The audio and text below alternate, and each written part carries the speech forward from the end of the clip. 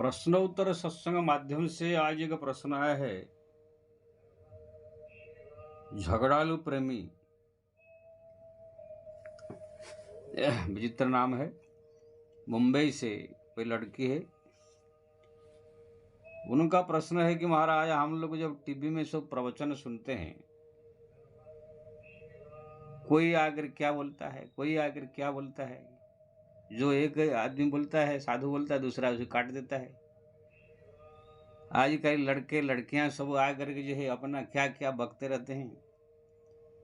तो सब सुन सुन के दिमाग खराब हो जाता है। क्या करना चाहिए, क्या नहीं करना चाहिए। तो इसमें आपके विचार क्या है, क्या करना चाहिए। श्री राम, बहुत सुंदर प्रश्न है। सबसे तो पहले मैं बोलूंगा, खाली ये कथा प्रवचन ही नहीं, हर एक डिपार्टमेंट में बुद्धि भ्रम करने वाले भी कुछ रहेंगे। जिसको जो मन में आया बोलने वाले मिलेंगे आपको। सब एक ऐसा नहीं रहते हैं। कोई लाखों में करोड़े में एक जो है प्रैक्टिकल सत्य बोलने वाला अनुभवी आदमी रहते हैं। राजनीति में आप चले जाओ, कोई नेता क्या बोलेगा, कोई नेता क्या बोलेगा, कौन क्या बोलेगा, कौन क्या बोलेगा। एक पार्टी दूसरी पार्टी का बुरा है, वो पार्टी उसका बुरा है। वो बोलेगा अच्छा, वो बोलेगा अच्छा, कोई बोलेगा खराब हो। ऐसे दिमाग दिमाग खराब करने वाले उसमें भी। आप कोई डॉक्टर के पास चले जाओ, कोई बीमारी लेके, अब दो चार डॉक्टर खाली बदल दिए। वो बोलेगा ऐसा होगा, वो बोलेगा ऐसा नहीं, ऐसा है, वो बोलेगा नहीं ऐसा हुआ है, वो बोलेगा नहीं ऐसा है, ऐसा करना पड़ेगा। यानी आपको ये है बुद्धि को भ्रमित करने वाले हर एक डिपार्टमेंट में मिलेंगे। हमारे एक मित्र है, उनको थोड़ा कोई कैंसर का शिकायत हो गया, तो एक हॉस्पिटल है बॉम्बे में, संजीवनी। वहां पर ये कहा कि आपको पेट में गांठ है, 4 कीमो चढ़ाना पड़ेगा, फिर बहुत बड़ा ऑपरेशन होगा। पूरा पेट फाड़ के 5-7 लाख 10 लाख रुपया खर्च होगा। लेकिन जैसे घर आए, उनको किसी ने सलाह दिया कि यहाँ नहीं, टाटा मेमोरियल ट्रस्ट में जाओ, जो अच्छा कैंसर का हॉस्पिटल है। वहाँ गए तो डॉक्टर लोगों ने देखा, पहले बार ये बोल दिया कि आपकी ये है ऑपरेशन की आवश्यकता नहीं है, केवल ये है कुछ कीमत चढ़ने के बाद आप आराम हो जाएंगे। देखिए कितना फर्क है। अगर ये हॉस्पिटल में अगर उनने इलाज किया होता, 4 कीमो चढ़ा के फिर पेट फाड़ के ऑपरेशन करके 10 लाख रुपया ले लेता। वहां जाने के बाद ये है कोई ऑपरेशन की नहीं आया, वो सीधा बोल दिया कि कीमो चढ़ाने से ठीक हो जाएगा। तो अब बताइए, यहाँ भी डॉक्टर है, वहां भी डॉक्टर है, कितना बुद्धि भ्रष्ट करने वाले डॉक्टर है। आप गली गली में जितने सब डॉक्टर खाना खुले, वहां पर जाओ कोई एक बीमारी लेके, तो वो बोलेगा सीधा ऐसे करना पड़ेगा, बोले ऐसा करना पड़ेगा, बोले ऐसा करना, ऐसे ऐसे लुटेरे हैं सब बैठे हुए। एक बार मेरे को जो है थोड़ा सा बुखार आ गया था, इंजेक्शन एक डॉक्टर के पास गया, दिया, थोड़ा सा सूझ गया इंजेक्शन जहाँ दिया था। अब मेरे को मालूम है कि सूझ जाने के बाद बर्फ फर्फ थोड़ा लगा देंगे, ठीक हो जाएगा। लेकिन हमारे एक भक्त जो है बोले कि नहीं हमारे बहुत सूझ गया, चल डॉक्टर के पास चलते हैं। वो जबरदस्ती में ले गए। वो डॉक्टर जो है सोनोग्राफी और उसका निकालने के लिए, उसका जो वो जगह में क्या है उसका निकालने के लिए एमआरआई क्या क्या लिख दिया। मैं बोला कि क्या है, इंजेक्शन सूझ गया, इसको एमआरआई क्या करना पड़ेगा। लेकिन वो भक्त जो मानता नहीं था, जबरदस्ती में ले गया। सबसे पहले जो है 5-7 हजार रुपया खर्चा करके भक्त जो है एमआरआई निकाल लिया। वो सब डॉक्टर लोग परस्पर भी लूटने की प्लानिंग कर रहे थे सब।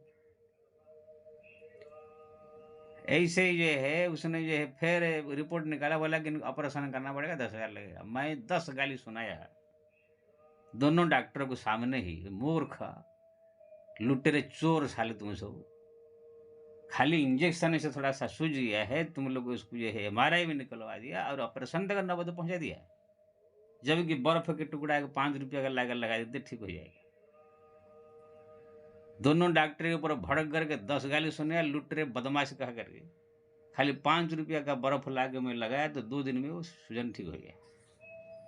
तो ऐसे-ऐसे मूर्ख आपको डॉक्टर के डिपार्टमेंट में मिलेंगे, राजनेताओं में मिलेंगे, बैंक में जाओ, कहीं भी जाओ। अभी तक मेरे को संसार में कोई एक विभाग में, किसी विभाग में एक बहुत बड़ा सच्चा बुद्धिमान जो 100% एकदम सत्य में सत्य एक आदमी मेरे को अभी तक मिला ही नहीं है।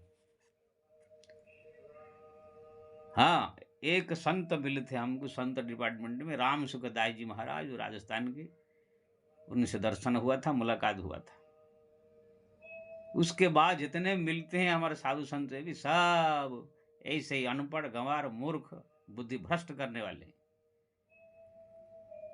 ऐसी बात नहीं कि इस डिपार्टमेंट में कोई है नहीं, कोई लाखों करोड़ों में एक कहाँ मिल जाए, नेता भी आपको अच्छा मिल जाएंगे, कोई डॉक्टर भी कोई लाखों करोड़ में एक अच्छा मिल जाएगा जो अनुभव किया हो। ऐसे ही संत समाज में भी ऐसे ही एक से एक बुद्धि भ्रष्ट करने वाले सब बदमाश आलतू फालतू लोग सब इसमें घुस गए हैं। हमारे साधु संत का वेश बना करके सब ठग रहे हैं पब्लिक को।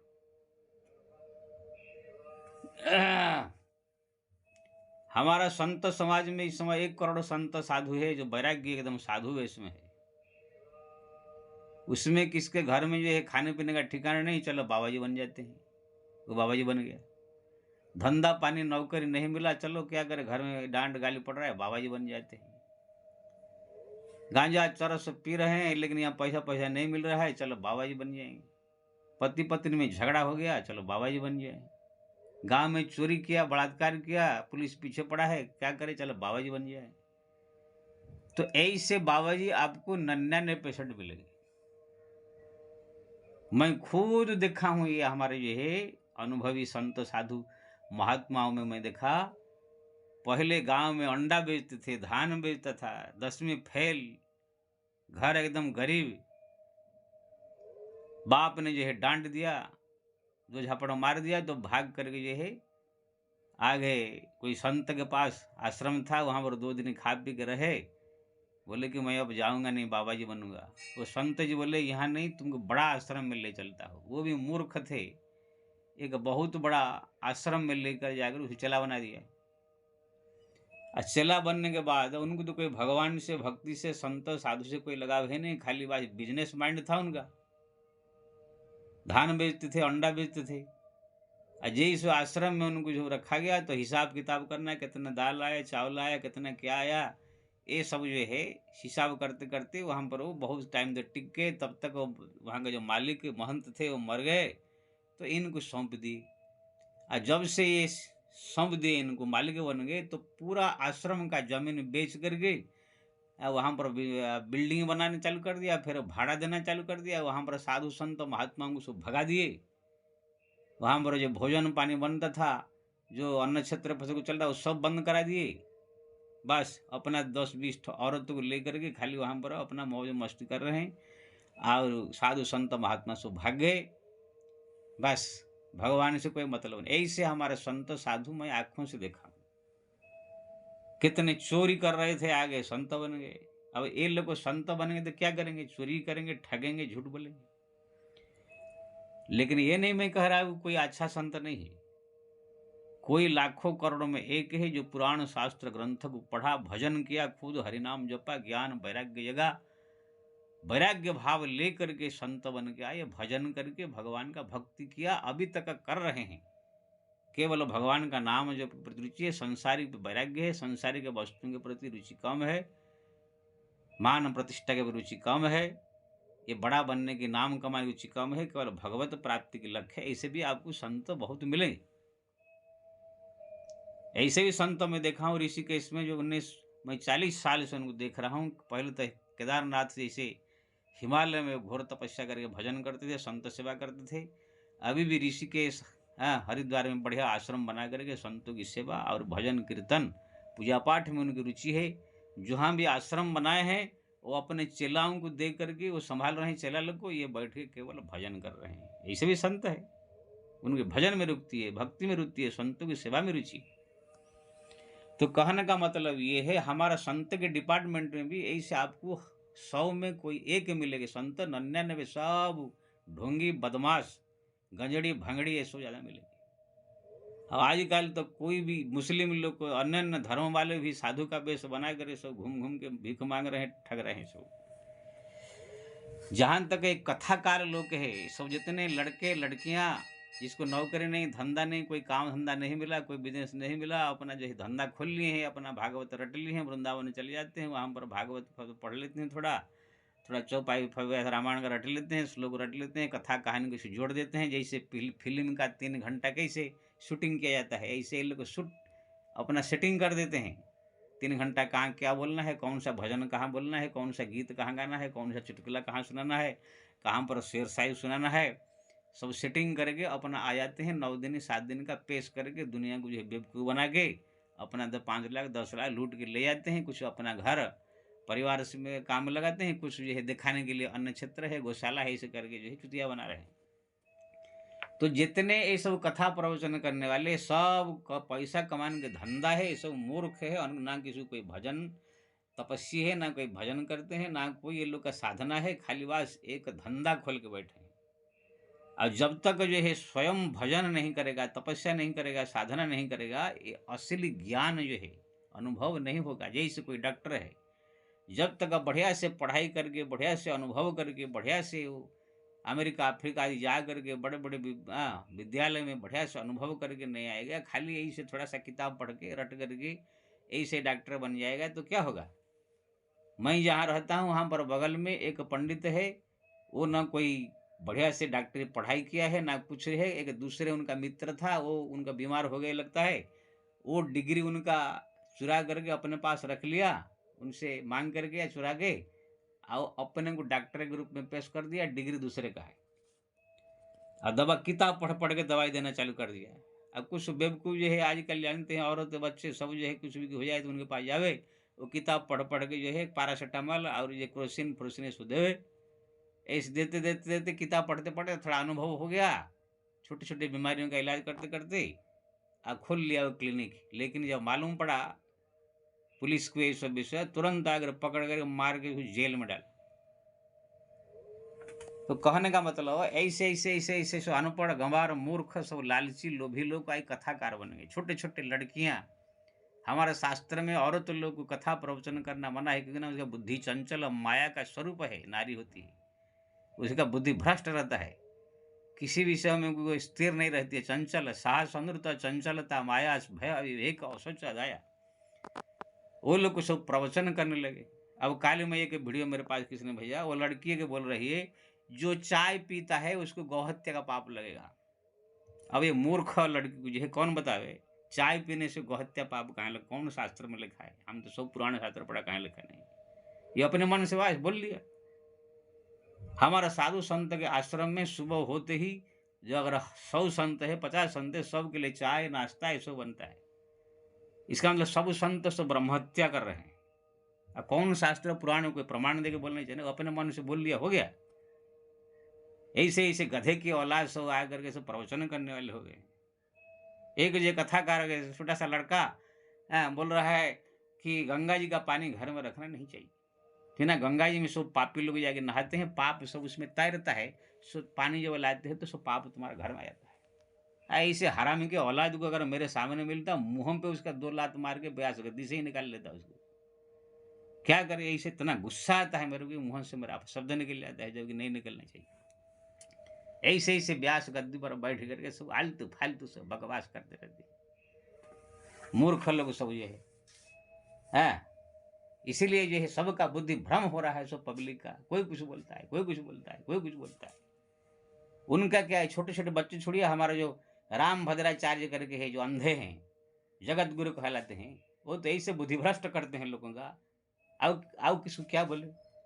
ये भी कुछ दिनों पहले यहाँ पर आए थे, बोले कि वाल्मीकि रामायण में जो लवकुश कांड का जो है वो किसी ने दूसरे ने लिख दिया, वाल्मीकि जी ने नहीं लिखा। अब उन मूर्ख को कौन समझावे। हजार साल से, लाखों साल से लोग उसको पढ़ते आ रहे हैं। सब संत साधु महात्मा उसको विश्वास कर रहे हैं, मान रहे हैं। तू कौन रे खेत का मूली है कि तो आंख का अंधा, बुद्धि का अंधा। वो कैसे कह दिया? अगर नहीं है लिखा होता तो तुलसीदास जी ने कैसे इशारा किया? तुलसीदास जी ने कहा अयोध्या का वंदन करते हुए, से निंदक अघ ओघ नसाए, लोक विशोक बनाई बसाए, बंदो अवध पुरियति पावनी, सरजु सली कली कलुष निशावनी, मम जन्मभूमि मम पुरी सुहावनी। भगवान जो है स्वयं कह रहे हैं, मेरा जन्मभूमि ये परम सुहावनी है, सरजु यदि उत्तर दिशि सरजु पावनी, इसके स्नान करने मात्र से जो है सो पाप नष्ट हो जाते हैं। सिय निंदक अग ओघ नसाए, लोक विशोक बनाई बसाए। सीता का निंदा करके, उनको जो है बेइज्जत करके अपने घर से निकालने वाला जो धोबी था, वो भी बैकुंठ गया। और जो प्रजा भी वहाँ पर सीता का निंदा करने वाले हैं, उनको वो भी सब बैकुंठ गए। अगर सीता जी का वनवास नहीं हुआ, लव कुश कांड नहीं है, सीता जी का अपमान आज नहीं हुआ, ये तो लिखा हुआ है लव कुश कांड में ही सब। तो फिर तुलसीदास जी ने सिय निंदक अग ओघ नसाए, लोक विशोक बनाए बसाए, इसे क्यों लिखा? ये मूर्ख लोग बन गए बड़ा जगतचार्य शंकराचार्य। तुलसीदास जी से बहुत बड़े हो गए मूर्ख सब। अगर लव कुश कांड नहीं है, सीता जी का वनवास हुआ ही नहीं है, सीता जी का कोई धोबी ने अपमान नहीं किया है, ये सब झूठा है, तो फिर तुलसीदास जी क्यों कह रहे हैं कि सिय निंदक अग ओघ नसाए, लोक विशोक बनाई बसाए? अयोध्या के निवासी जो सीता जी का अपमान करने वाले, सीता जी का निंदा करने वाले, उनके बारे में कलंक लगा करके उनको घर से निकाल देने वाले लोग भी भगवान के धाम सो गए मरने के बाद, ऐसे क्यों कहा? तो ऐसे ऐसे मूर्ख लोग भी जगत गुरु बन गए हैं। ऐसे ऐसे मूर्ख लोग भी हनुमान चालीसा में शंकर सुवन केसरी नंदन को शंकर स्वयं कह देते हैं। अगर हनुमान जी शंकर स्वयं है, तो फिर क्या उसको वो पार्वती पति है? क्या कोई शास्त्र में ऐसे श्लोक है कि हनुमान जी के बारे में आया है कि हे पार्वतीपति, हे उमापति, हे डमरूधारी, हे शूलपाणी, हे उमापति, ये सब माता पार्वती के पति है हनुमान जी? जैसे राम को राम रमापति का रधन, रमापति लक्ष्मीपति कहा गया है, भगवान कृष्ण को लक्ष्मीपति कहा गया है, ऐसे भी हनुमान जी को पार्वतीपति कहना पड़ेगा फिर? अरे मूर्ख, वहां पर जो है हनुमान जी महाराज स्वयं माता पार्वती को जो है माँ मानते हैं, देवियों को सब माँ के समान मान कर पूजा करते हैं, उनके संतान के समान है, तुम उनको उनका भतार बना दिया। अरे हनुमान जी शंकर जी का एक अंश है, उनका एक शक्ति है, एक छोटा सा अंश अवतार है, शक्ति है, पुत्र के समान होता है, उसको जो है तुम जो है भगवान का एकदम स्वरूप शंकर जी बना दिया है। तो कहने का मतलब ये है, ऐसे ऐसे मूर्ख सब लोग आकर वक्ता बन गए हैं, जगत गुरु बन गए हैं, आकर ये है सब प्रवचन कर रहे हैं, ये सब देख करके सुन करके पब्लिक जो है भ्रमित हो रहा है। इसलिए मैं सबसे निवेदन करूंगा, इससे बचने के लिए, ये बाबा लोग का प्रवचन ना किसी कथाकार का प्रवचन, भागवत कथा एकदम टीवी में सुनो, ना मोबाइल में सुनो, ना कोई जगह पर जाके सुनो। केवल आपको अगर ज्ञान प्राप्त करना है तो स्वयं भागवत अपने घर में रख के पढ़ो, खुद पढ़ो। रामायण खुद अपने घर में, हिंदी का सब ट्रांसलेटर नहीं, गीता प्रेस से आता है, उसको पढ़ो। आप देखेंगे, आप स्वयं पढ़ेंगे तो आपको असली ज्ञान होगा। हम सब स्वयं पढ़ के ज्ञान प्राप्त कर लिए हैं। अभी तक मैं स्वयं अपना अनुभव बताता हूँ, भगवान का नाम जप किया और स्वयं मैं जो है अष्टादश पुराण वेद शास्त्र पढ़ करके मैं स्वयं ज्ञान प्राप्त किया। कोई संत साधु महात्मा के पास जा करके किसी का सुन कर मेरे को अभी तक ज्ञान प्राप्त नहीं हुआ। मैं स्वयं पढ़ा है और उसको बढ़िया से समझने के लिए भगवान का नाम जप करके भगवान से प्रार्थना किया। मैं नहीं कह रहा हूं कि कोई संत साधु के पास नहीं जाना चाहिए, लेकिन ऐसे मिल नहीं रहे हैं कोई। जबकि हमारा शास्त्र में लिखा है, तद विधिम प्रणिपाते नम परिप्रश्न सेवया उपदिखंति ते ज्ञानम ज्ञानिनम तत्वसिनः। किसी संत साधु महात्मा के पास जा करके आप उन पास बैठ करके प्रश्न उत्तर करके उनसे ज्ञान प्राप्त करो। लेकिन ऐसे कोई अगर मिले आपको अनुभव, हाँ ये एकदम पूरा ऐसे लगे तो आपको जाना चाहिए, नहीं तो ऐसे आलतू फालतू लोग के पास जा करके बुद्धि भ्रष्ट करने के लिए नहीं जाना चाहिए। इसलिए मैं जो आपने जो प्रश्न पूछा है, मैं ये निवेदन करूंगा सबसे, ये मोबाइल में आने वाले, ये टीवी में आने वाली जो कार्यकारी नए नए कथाकार सब, ये लड़के लड़कियां बच्चे, ये सब भ्रष्ट है, बदमाश है सब। ना कोई शास्त्र पढ़ते हैं, ना कोई पुराण पढ़ते हैं, ना कोई साधना करते हैं, ना कोई भजन करते हैं। बस इधर उधर रट करके सेटिंग करके आ करके दुनिया को बेवकूफ बना रहे हैं। और इसलिए बुद्धि भ्रष्ट सबका हो रहा है। असली धर्म, असली भक्ति छिप जा रहा है। इसलिए मैं कहूंगा स्वयं भागवत पढ़े, स्वयं रामायण पढ़े, स्वयं सब शास्त्र पुराण को जो अपने घर में रख करके पढ़े, पढ़ करके उसका जो है ज्ञान प्राप्त आपको होगा। अगर समझ में नहीं आ रहा है तो भगवान का नाम जपे, भगवान को स्मरण करे, हे प्रभु मेरे को ये चीज़ समझ में नहीं आ रहा है, आप समझा दीजिए कृपा करके। भगवान की जब प्रार्थना ऐसे करेंगे, भगवान ये सब काम बड़ा जल्दी करते हैं, अपने आप आपको समझ में आ जाएगा। नहीं तो आपको लगे कोई ऐसे भजनानंदी संत हो जो रात दिन भगवान के नाम जप में है, भक्ति में रहते हैं, तो ऐसे लोग के पास जाकर पूछो, नहीं तो स्वयं भगवान से प्रार्थना करो, वही आपको समझा देंगे। तब जाकर के समाज सुधरेगा। नहीं तो ये सब जो आने वाले टीवी कथा प्रवचन जगह जगह करने वाले इन लोग के चक्कर में पड़ोगे, बुद्धि भ्रष्ट के अलावा और कुछ नहीं होगा, भ्रमित होगा। अब मेरे पास ये प्रश्न लेकर के कल यही नहीं आई है, बहुत सारे लोग कहते हैं महाराज वो संत ऐसे बोल रहा है, वो ऐसे बोल रहा है, वो ऐसे बोल रहा है, वो ऐसे बोल रहे हैं, वो ऐसे बोल रहे हैं। किसका माने? मैंने कहा किसी का मत सुनो, केवल स्वयं जो प्रमाणिक ग्रंथ है उसको पढ़ो, उसी से स्वयं ज्ञान प्राप्त करो। अगर समझ में नहीं आ रहा है, भगवान का नाम जपो, इसी से ही आपको असली ज्ञान प्राप्त होगा, नहीं तो भटकते रहोगे। जय श्री राम।